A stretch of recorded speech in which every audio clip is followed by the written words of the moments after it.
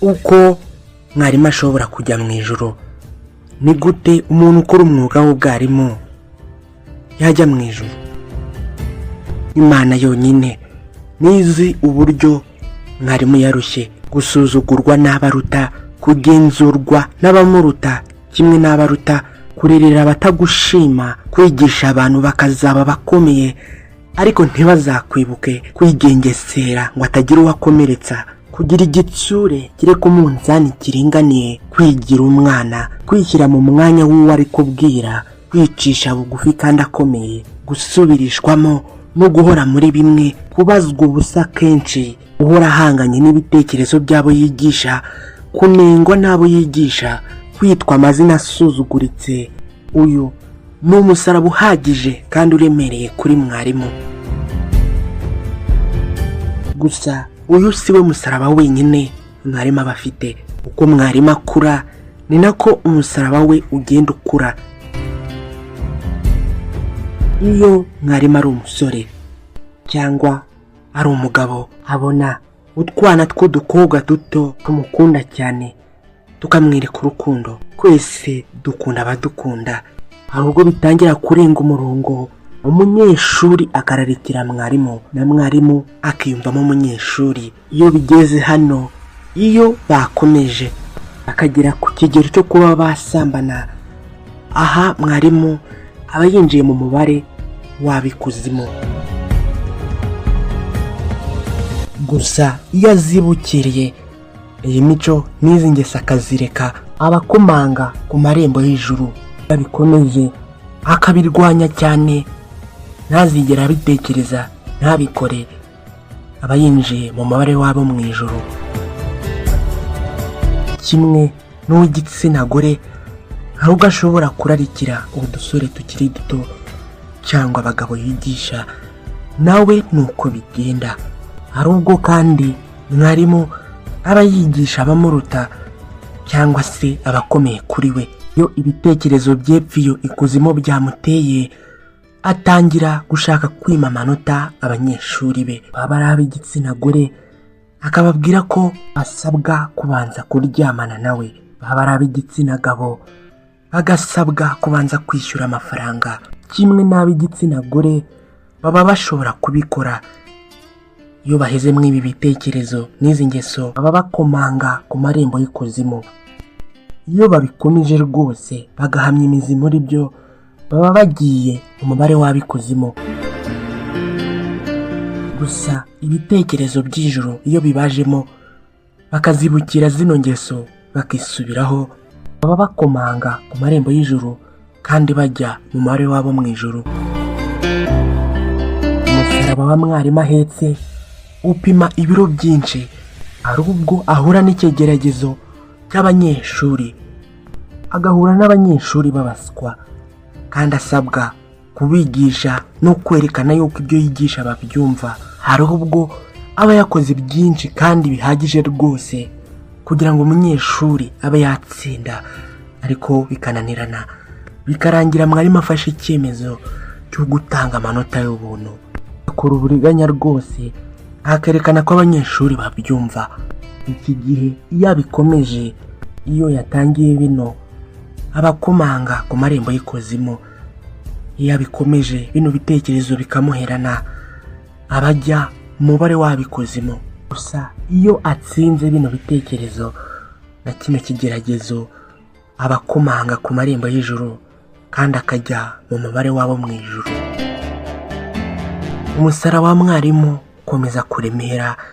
Rimwe na rimwe hari ubwo aba afite abanyeshuri babaswa n'abahanga icyarimwe, we akananirwa kubaringaniza, agatetesha bamwe, abandi akabazira, akibanda kuri bamwe, agahunga abandi. Iyo yatangiye bino, abakomanga ku marembo y'ikuzimu. Iyo yabikomeje akabihamamo rwose, abajya mu mubare w'abikuzimu.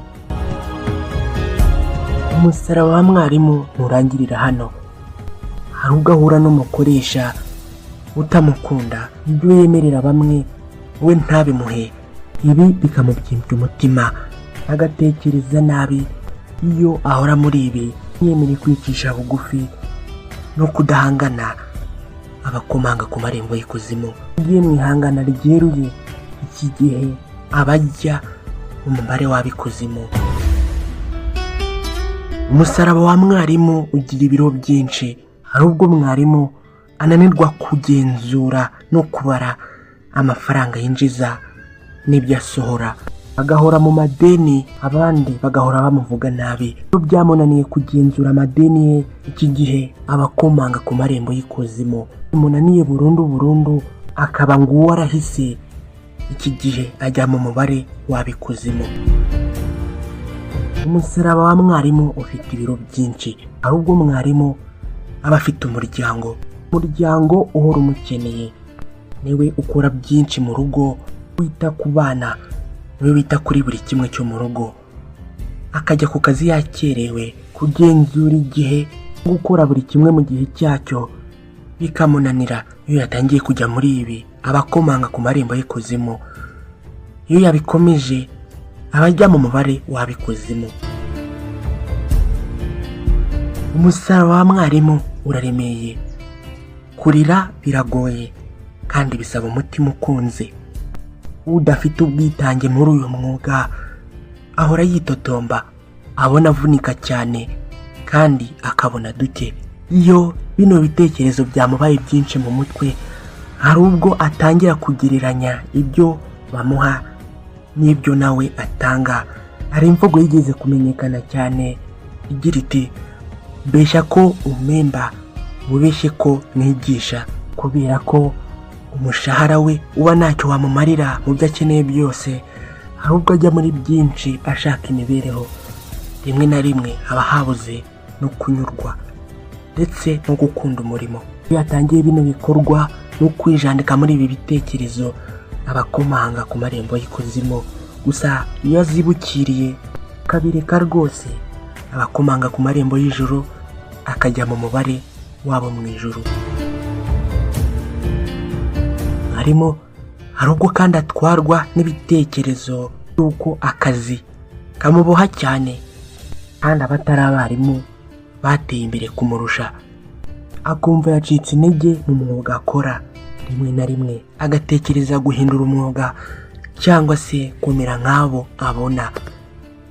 Kubitekereza n'ukuba yabikora ntacyo bitwaye, ikibi ni uguhora muri ibyo bitekerezo, bihoramo imwicura ubwonko, bikamwangisha akazi akora kandi ariko kamutunze. Ahora abunze umutima we n'uburi hamwe. Guhora muri ibyo bitekerezo ni ugukomanga ku marembo y'ikuzimu, akajya mu mubare w'ab'ikuzimu. Gusa iyo azibukiriye akareka ibyo bitekerezo, abajya mu mubare wabo mu ijuru.